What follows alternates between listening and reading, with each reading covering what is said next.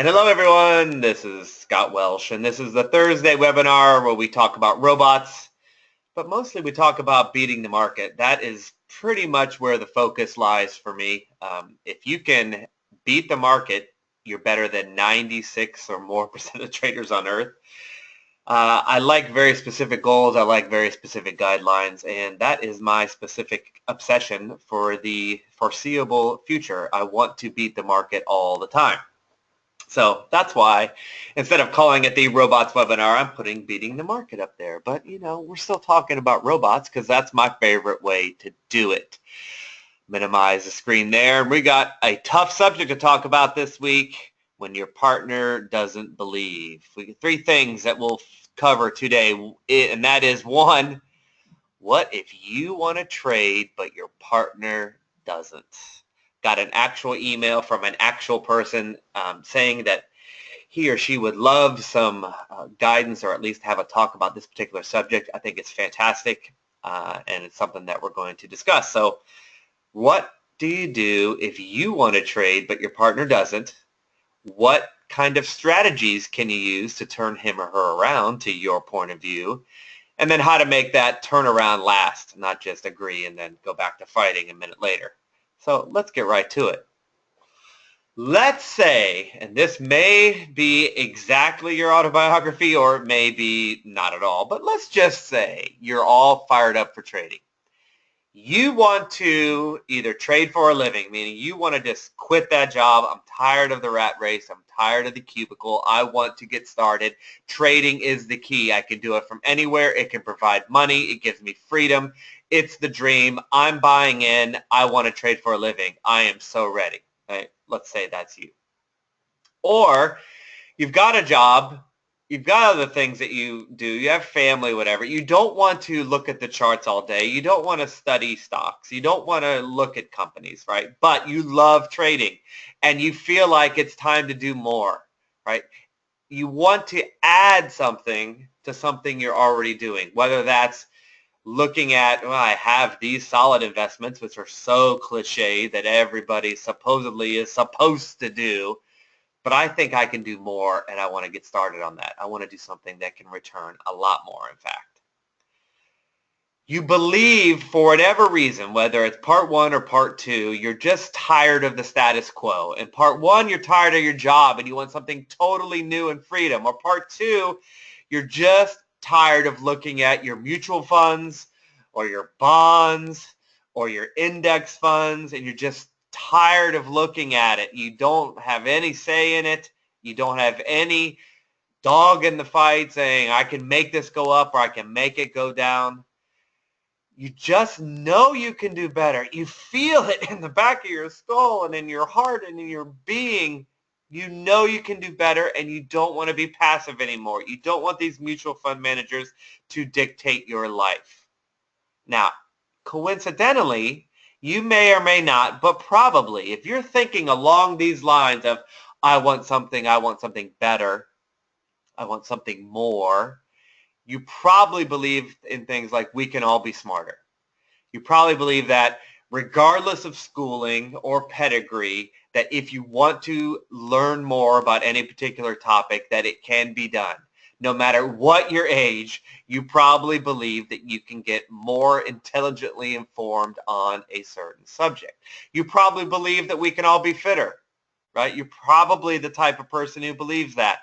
That believes that just because I'm in my 30s, that doesn't mean I have to be overweight, or just because I'm in my 40s or 50s, I have to be not active. Right? You believe that regardless of when you start, that you can be fit. Great article I just read. I don't know if it was via Tim Ferriss or whoever, about, and I just lost his name. It's the guy in the Defender. His name is Stick. He was also in Silence of the Lambs. Anyway, he's 78 years old, and he was doing knife fighting for the Netflix series Defenders. He's like an expert knife fighter at 17, zero body fat, super ripped. Watch Defenders, and you know what I mean. But anyway, or you believe that we can all become experts, which is kind of like being smarter. But I think in the first one I was alluding to, well, I just don't get school, therefore I'm dumb, right? I personally don't believe in that, and maybe you're the type of person too that says, well, I'm not born dumb, I'm not born smart, I can get better at it. And then coincidentally or concurrently, I guess is a better word, you can become an expert if you're willing to work at it, right? So you want to do something more, you want to quit your job, or you want to change your investing philosophy. You believe that people can get better at things, which is why we have A, B, and C. And at the same time, you do not believe that, well, that's the way it is, and that's the way it always will be, and that's just, people win, people lose, stock market goes up, stock market goes down, there's nothing we can do about it, right? Those people are the experts, and I'm not, right? If I haven't done it by now, then I'm never going to do it, right? That sort of thing. I guess if people are, in my 40s, I'm not fit when you're in your 40s. That's just the way it is. Or when I become a parent, I just can't do this or I can't do that because that's the way it is, okay? So probably you have one or multiple of those beliefs in ABC, and you probably do not have the belief, well, I'm just stuck with this trading. I'm stuck with this system. I'm stuck with this investment. I'm stuck with these mutual funds. I'm stuck with these annuities. That's the way it's got to be. It's the way it always has been, right? You probably don't believe that if you're looking for something more. So because of all that, because you believe it can be done and you can do better, and you don't believe that we're all just preordained for whatever, you're ready to trade. Now, what are you trading with? Maybe you found a system from someone else. Maybe you don't want to spend 3,000 hours or 10,000 hours researching a system that you think will work. Maybe you don't want to do that. Maybe you don't want to waste that time. Maybe you want to stand on the shoulders of someone else's research and just say, listen, they've done all the work. Why do I need to spend 2,000 hours on this when they already have? Okay, that can be done, right? Obviously, I have systems that I've done that very thing, right, that I can present to you. But maybe you found the system from someone that you trust, that you completely understand. Do not trade something you don't trust or understand, right? And you're ready to go with that system. Or maybe you love the research, you love the spreadsheets, you love the charts, and you've made your own trading strategy with overwhelming research, okay? One or the other. And there are other options too, but those are two good ones. But here's the problem. The money to trade is not all your own. You're not trading your money that you've saved up. You're trading our money, you and your partner's money, or even majority your partner's money. Maybe you're in a relationship where your spouse or husband, wife, boyfriend, girlfriend has 75% of the money and you've got 25% or 90-10, right? What if you work for a business and the money you trade is almost not yours at all? Like you have 1% of the stake, right? It's someone else's money that you're trading and that you'll share a profit in. Either way, the money isn't yours to do what you want with.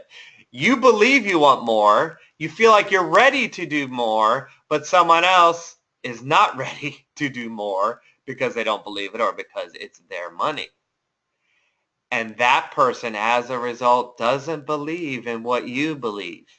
Your partner / whomever believes that all trading robots fail. It's a hoax. It's a scam. These are just marketers trying to make a quick buck. Trading robots don't work. I could spend 5 to 10 minutes and destroy that argument, but that's beside the point. We're not here to destroy that argument. They just believe that because that's their experience, or that's just what they believe. Or they believe that the market is efficient. You cannot beat the market. There are still powerful people out there that say market beating cannot be done. Right? It's less and less, and it's harder and harder to stand on that belief, but people still do it.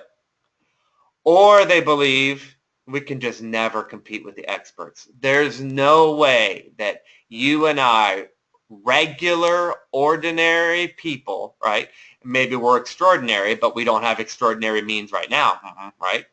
Maybe we're just regular according to the national income levels, right? But we're actually quite extraordinary, but you get my point. The experts on Wall Street have millions and you and I do not. So we cannot win because they have more. So this is what you're up against. You're ready to trade, but they believe in one of those things and they are not ready to trade. What do you do? Well, you dispute it, okay? And here's the background. Here's how you do it. When we all, right, just for a second, and we're going to generalize, when we're all dead set on not believing something, when we have a belief form, it is tough to get out of that belief system, right?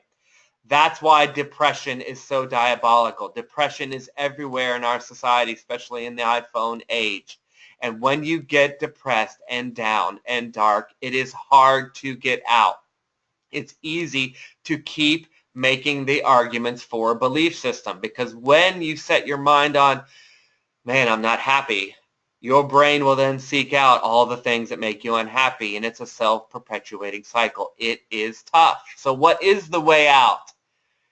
Well, if you read your psychologist or have actual experience as I have with teenagers and adults for 22 years, here's a way out.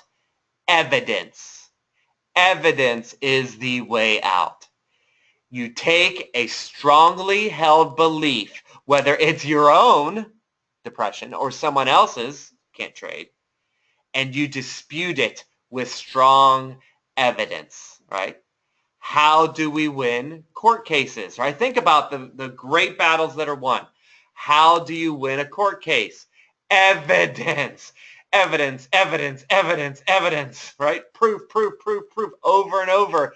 And eventually you hit the jury who are set up not to believe, right? Or are set up just to be completely neutral or worse. Eventually a group of people are just overwhelmed by fact, fact, fact, fact, fact, fact, fact, fact. Okay? How do you get someone to invest in Facebook or Google or Tesla, right? How do you get those initial investors? They walk in, they have their money, they don't want to give it up, they're skeptical. You're a nobody in Silicon Valley, you're a young guy, whatever, but you have a great idea. How do you win them over? How do you get that $1 million investment or multi-million? Evidence, right? You show how great the product is, evidence. You show how much it could possibly cost, evidence. How many you could produce, evidence. How many you could sell, evidence, evidence, evidence. And then eventually they're like, well, hey, it's a pretty good deal. Put me down for $5 a Tesla, right? And what cures depression? If we're feeling down, how do we get out? I'll never get a good job, or I'll never find someone good to be with, right? That's my belief. I just don't think I can do it. Well, what if someone, either you or a good friend or someone important, therapist, whomever, says, well, you did do this great thing a week ago. Yeah. And back in college, you did do this thing. Yeah. And that this person over here said that you're the best person they've ever worked with. Yeah. And on until it's like, hey, maybe I'm not so bad. Maybe all the things I was afraid of are actually not true. Evidence. Evidence to the contrary of that belief. So where does that leave us? If you can show your disbelieving partner hard, significant evidence that robots work. For example, more and more people are trading robots now, right? The trading robots sales pitch is not that hard anymore. Major quant firms are now popping up everywhere. Hedge funds are automated. Trend followers, we'll be talking about that more lately, are automated, right? You just have to show evidence that not only is it widespread, so you're not alone crying out in the wilderness and the crazy person, but you show that robots are everywhere and that they work, okay? You can also show evidence that this particular trading system, this particular automated system also works. Here's the research, all right? Here's what it was like over the past year. If we would have traded the system, this is what we would have made. Over the past 2, this is what 3, this is what we would have made. 5, this is what 10, right? 12. This is what has happened in the past 12 years without any crazy changes. With a philosophical backbone, this is what it's done, right? That's pretty hard evidence. As long as you've accomplished the gathering of this evidence in a, well, not a fictitious way, shall we say, right? You can make a good case. What is the difference between making this robot system case and Tesla's case? Tesla's an electric car that's going to do that.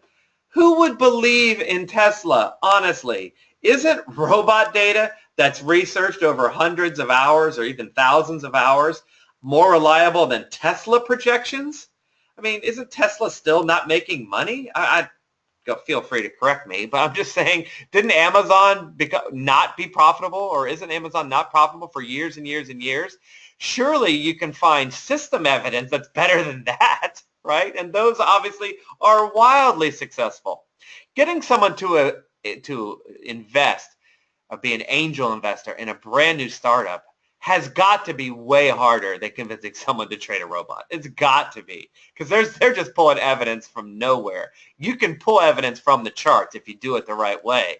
That is very, very, very makes very, very good proof, let's just say. Right? But it can't be a little bit of evidence. It can't just be, well, in the past 6 months it did this. Yeah, I mean, that's, well, how many trades was that? 13. Oh, I mean, that's not going to convince anyone, right? You have to have a lot of evidence, right? And if you're going to your trading partner with this sell of, we need to trade this system, and they don't believe because you don't have enough evidence, then probably you're a little premature. You should not be advocating for something that you're not sure of yourself and you do not have tons and tons and tons of evidence. However, that being said, evidence is the key. If your case, again, lots of evidence, not doctored evidence, honestly gathered evidence, if your case is strong enough, you'll win, right? You'll get the investment. You will win the court case and you will get a trading partner to come on board. Why wouldn't they, right? Why? Why not? Here's the evidence, right? But what if it doesn't work? What if the evidence is sound and honest? What if it's overwhelming and they still don't buy in? I wrote about this on my blog post last Friday called The Blind Spot. You can find it on my blog, whatever, on my website, blog, Big Points blog. I wrote about it that sometimes people will still believe the contrary when presented with facts, right? Some people still believe that we only use 10% of our brains, right? Well, we don't. That's not true, but people still believe it, right? So if you go to all this trouble and present good evidence and your trading partner still isn't on board, well, what then? Well, you're down to a very, very, very tough choice. A, you just go out on your own and do it anyway. You just do it. You save up money or you find money that you had under your mattress and you just start trading it with the aforementioned system. And once you start achieving the results that you said you were going to achieve, then go back and say, I know I wasn't supposed to do this, but I traded it anyway, and here's what happened. That might be enough. In fact, I don't know how it couldn't be enough, but that has to be enough. If they still say no, then just do it anyway. Or if that even doesn't work, or if they're just not ever going to come around and you can sense it, then it's time to think hard about that partnership. Yikes! This is your husband, wife, boyfriend, girlfriend. Whoa, that's tough, right? I'm not saying necessarily end the partnership, but you might have to end the trading portion, right?